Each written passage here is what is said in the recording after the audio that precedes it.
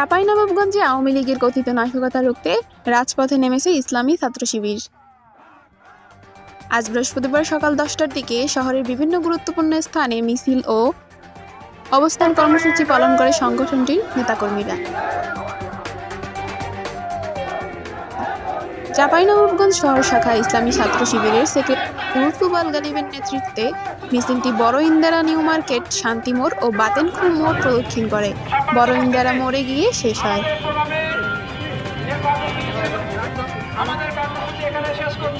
নেতারা বলেন, আওয়ামী লীগের সন্ত্রাস ও নাশকতা থেকে সাধারণ জনগণকে রক্ষা করতে ইসলামী ছাত্র শিবির রাজপথে শান্তিপূর্ণ অবস্থান অব্যাহত রাখবে।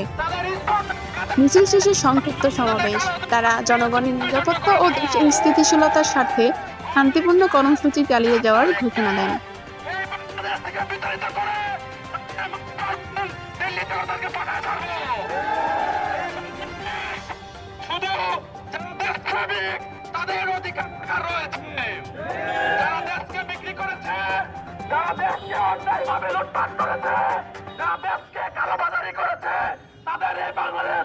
অধিকার নাই।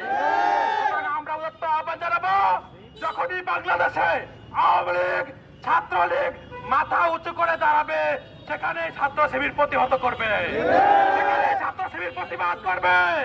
সুতরাং দেশের স্বার্থে, জনগণের স্বার্থে ছাত্র শিবির অতীতে ছিল, বর্তমানে আছে, ভবিষ্যতে থাকবে।